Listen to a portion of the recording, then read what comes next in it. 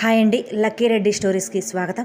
Please story విన్న తర్వాత like, comment, share and subscribe చేసుకోవటం మాత్రం మర్చిపోవద్దు. ఇక మనం 2 గుండెల చప్పుడు స్టోరీ తరువాయి భాగంలోనికి వెళ్ళిపోదాం. ఇక్కడ ప్రమోద్, అభి ఇద్దరు ఒకరిని ఒకరు కాల్చేలా చూసుకుంటూ పడుకుంటారు.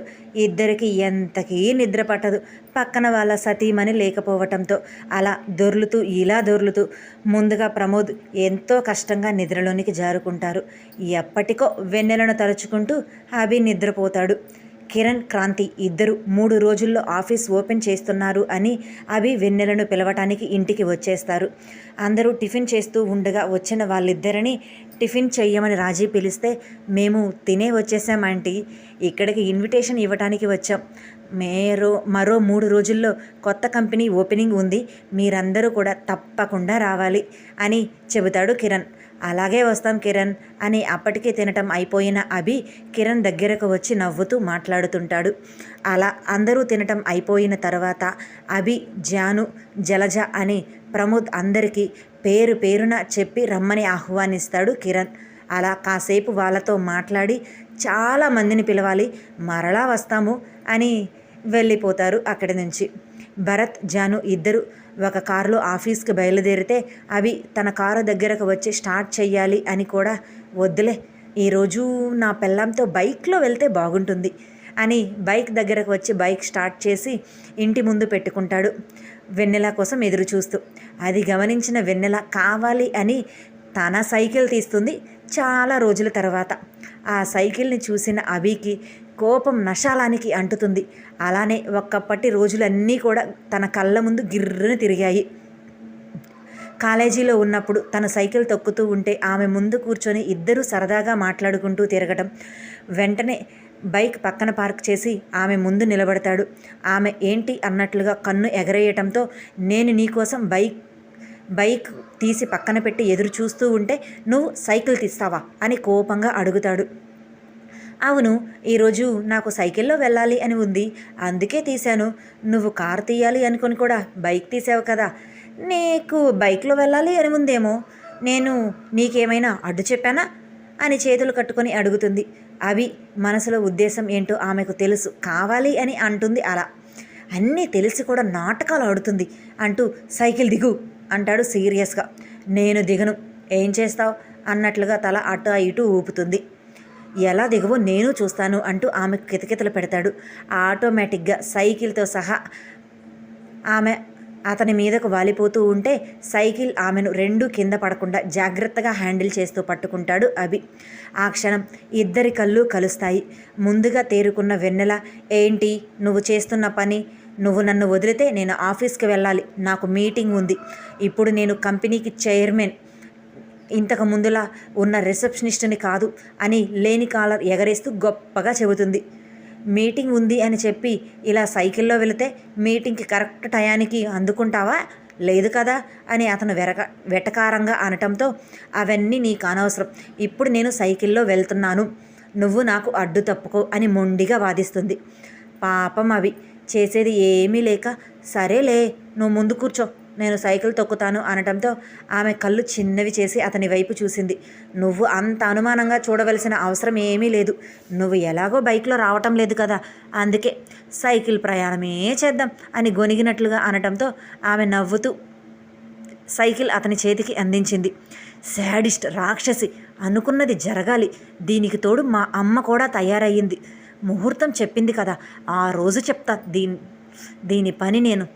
ఇన్ని రోజులు నువ్వు నన్ను ఆడుకున్నావు కదా, దానికి ఆ రోజు అంతకింతకు బదులు తీర్చుకోకుండా వదిలిపెట్టను, చూస్తూ ఉండు, చుక్కలు ఆకాశంలో ఉన్న చుక్కలు నీకు కళ్ళెదురుగా కనిపిస్తాయి, మనసులోనే అనుకుంటున్నాను అనుకొని పైకి అనేస్తాడు.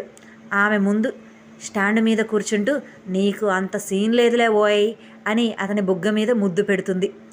సీన్ ఉందో లేదో నీకు ముందు చూపిస్తానులే అని సైకిల్ స్టార్ట్ చేస్తూ ఆమె వీపు మీద పెదవులు అద్దుతాడు.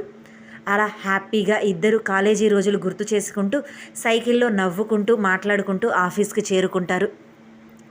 క్రాంతి కంపెనీ ఓపెనింగ్ ఉంది అని పిలవటానికి కిరణ్, క్రాంతి వెళ్ళటంతో ఇంటిలో పని మనిషి వంట చేస్తాను అంటే అమీర్ వద్దు అని చెప్పి పని మనిషిని పంపించేసి మాయను చెయ్యమని చెబుతాడు. ఆమె నాకు వంట పెద్దగా రాదు అని చెప్పటంతో ఏమీ పర్వాలేదు, తినేది మనిద్దరమే కదా, నా కోసం చెయ్యవా అని అతను రిక్వెస్టింగ్గా అడగటంతో కాదు అనకుండా సరే అంటూ వంటగదిలోనికి వెళుతుంది మాయ తన భర్త కోసం వంట చేయటానికి. ఆమెకు అలసట రాకూడదు అని అక్కడ ఉన్న బల్ల మీద కూర్చొని ఆమెకు కబుర్లు చెబుతూ ఉంటాడు. అలా అతని కబుర్లు చెబుతూ ఉండటంతో ఆమె పని చేశాను అలసిపోయాను అని లేకుండా ఆ మాటలు వింటూ వంట పూర్తి చేస్తుంది గంటలో యూట్యూబ్ సహాయంతో. అప్పుడప్పుడు ఆమె పనిచేస్తూ ఉన్నప్పుడు తన చీర కొంగులో దాగి ఉన్న ఆ నడుము కనిపిస్తూ అతనిని ఊరిస్తూ డిస్టర్బ్ చేస్తూ ఉన్నా కూడా కాదు, ఇప్పుడు కాదు, ఇది కరెక్ట్ టైం కాదు, లండన్ వెళ్ళిన తర్వాత ఈ ఊరిచ్చే వాటి అన్నిటి పనులు చెప్పాలి, ఇప్పుడు తను బాధలో ఉంది, ఈ సమయంలో తనను దగ్గరకు తీసుకుంటే ప్రేమగా నాకు దగ్గర కాదు అని తనను తానే మోటివేట్ చేసుకుంటూ ఆమెతో మాట్లాడుతుంటాడు. పాపం అవి ఏమీ తెలియని ఆమె మాత్రం వంట చేస్తూ ఉంటుంది. వంట పూర్తవటంతో ఆమె చీరతోనే ఫేస్ అంతా పట్టిన చెమటను తుడుస్తూ వెళ్ళి ఫ్రెష్ అయి రాపో, ఇద్దరం కలిసి భోజనం చేద్దాం అనటంతో సరే అంటూ ఫ్రెష్ అయి వస్తుంది. అలా ఇద్దరు ఒకరికి ఒకరు వడ్డించుకుంటారు. తింటూ ఎలా ఉంటుందో, నచ్చుతుందా లేదా అన్నట్లుగా మాయ అమీర్ వైపే చూస్తూ ఉంటుంది అతడు ఏం చెబుతాడు అని. అతను ఆమెతో కబుర్లు చెబుతూనే తింటాడు. అలా నోట్లో ముద్ద పెట్టుకొని ఆమె వైపు చూస్తాడు. ఎలా ఉంది, బాగుందా, బాగోలేదా, అంతగా నచ్చకపోతే వద్దులే, పడేద్దాం, బయట నుంచి ఆర్డర్ పెట్టుకుందాం అని అనటంతో లేదులే పర్వాలేదు బాగానే ఉంది, అలాగా అని అద్భుతంగా ఉంది అని నేను అబద్ధం అస్సలు చెప్పను, అలాగా మరీ చండాలంగా ఉందని కూడా అబద్ధం చెప్పను, తినొచ్చు, అస్సలు వంట రాదు అన్నదానివి తినగలిగే విధంగా చేసావంటే ఓకే అంటూ ఆమెకు తినిపిస్తాడు. ఆమె కూడా తిని పర్వాలేదు, వంట చేసింది నేనేనా, బాగానే ఉంది, మరీ చండాలంగా నోట్లో పెట్టుకుంటే ఊసేసేంత దరిద్రంగా అయితే లేదు అనుకుంటూ ఇద్దరు కబుర్లు చెప్పుకుంటూ భోజనాలు చేస్తారు. అమీర్కి ఫోన్ రావటంతో మాట్లాడుతూ ఉంటాడు. ఇక ఆమెకు ఏం చెయ్యాలో తోచక తన రూమ్లో కూర్చొని ఆలోచిస్తూ ఉంటుంది. ఫోన్ మాట్లాడి ఆమె దగ్గరకు వస్తే ఆలోచనలో ఉన్నది అని గమనించి ఇలా ఒంటరిగా ఉంటే ఆలోచిస్తూనే ఉంటుంది. ఎక్కడికైనా బయటకు తీసుకొని వెళ్ళాలి అని ఆమె దగ్గరకు వెళ్ళి బయటకు వెళ్దామంటే ఇప్పుడు నాకు ఇంట్రెస్ట్ లేదు అమీర్ అన్నది. ఆమెతో చాలాసేపు కబుర్లు చెబుతూ ఉంటాడు. అతను చెబుతుంటే ఆమె వింటూ ఉంటుంది. ఎప్పుడన్నా నోరు తెరిచి 4-5 మాటలు మాట్లాడుతుంది తప్ప ఎక్స్ట్రా ఏమీ మాట్లాడటం లేదు. అది అతనికి అస్సలు నచ్చటం లేదు. సరే, నువ్వు మీ అమ్మ వాళ్ళ ఇంటికి వెళ్తావా ఈ 4 రోజులు, మనం లండన్ వెళ్ళే వరకు, ఆ తర్వాత ఎలాగూ నువ్వు నా దగ్గరే కదా లండన్లో ఉండేది అనటంతో నిజంగానా అని ఒక్కసారిగా మెరిసే కళ్ళతో అడుగుతుంది. అప్పటి వరకు మౌనంగా ఉన్నది కాస్త. నిజంగానే చెప్తున్నాను అంటూ ఆమె 2 బుగ్గలు పట్టుకొని లాగుతూ 3 రోజుల్లో కిరణ్ కంపెనీ ఓపెనింగ్ ఉంది కదా, ఆ తర్వాత 2 రోజులకి మనం లండన్ వెళ్ళిపోతున్నాం కాబట్టి ఈ 3 రోజులు మీ అమ్మ వాళ్ళ ఇంటిలో ఉండు, ఆ తర్వాత 2 రోజులు ఇక్కడే ఉండి మన లగేజ్ ప్యాక్ చేసుకొని వెళ్ళిపోదాం అంటూ ఆమె నుదుటి మీద ప్రేమగా ముద్దు పెడుతూ చెబుతాడు. ఆమె ఇష్టంగా అతని చుట్టూ 2 చేతులు వేసుకొని హత్తుకొని థ్యాంక్ యూ సో మచ్ అని తన తల్లి దగ్గరకు వెళ్ళటానికి పయనమవుతుంది మాయ.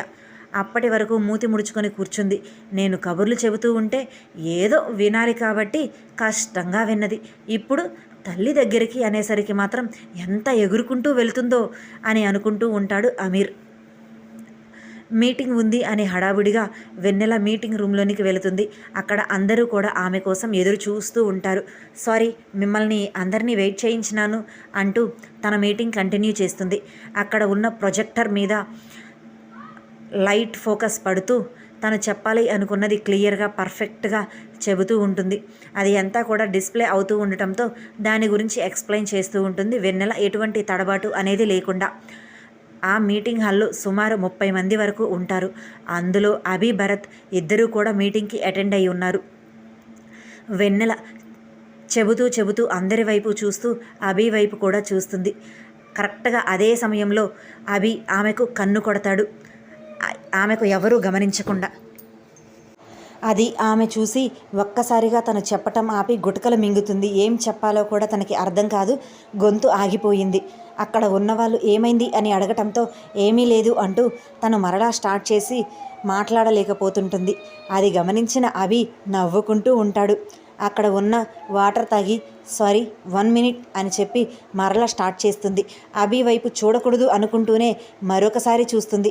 అతను మూతి సున్నాలా చేసి ముద్దు పెడుతున్నట్లుగా యాక్షన్ చేస్తాడు. ఈసారి ఆమె నోటి నుంచి అసలు మాట కూడా రాదు. తడబడుతూ 2 నిమిషాలకు కళ్ళు మూసుకొని అభి ఏం చేస్తున్నారు అక్కడ అని గట్టిగా అరుస్తుంది. అభి చాలా ఇన్నోసెంట్గా కూర్చున్నవాడు పైకి లేచి, నేనేమి చేసినాను మేడం, ఏమీ చేయటం లేదే, నేను ఏమైనా చేసినట్లుగా మీకు అనిపిస్తుందా అని అడగటంతో వెన్నెల కోపం నశాలానికి అంటుతుంది. కానీ ఆ మీటింగ్లో అతన్ని ఏమీ చెయ్యలేక పళ్ళు నూరుకుంటూ అతని వైపు చూస్తూనే మాట్లాడటం స్టార్ట్ చేస్తుంది. ఈసారి అభి ఎంత డిస్టర్బ్ చేసినా, మనసు అదుపు తప్పుతున్నా, డిస్టర్బ్ అవుతున్నా, మైండ్ మాత్రం డిస్టర్బ్ కాకుండా సక్సెస్ఫుల్గా మరొక 2 గంటల సేపు ఆ మీటింగ్ అనర్గళంగా మాట్లాడుతూ వాళ్ళకు ఎక్స్ప్లెయిన్ చేస్తూ కంప్లీట్ చేసింది. ఇది స్టోరీ. సబ్స్క్రైబ్. Thank you.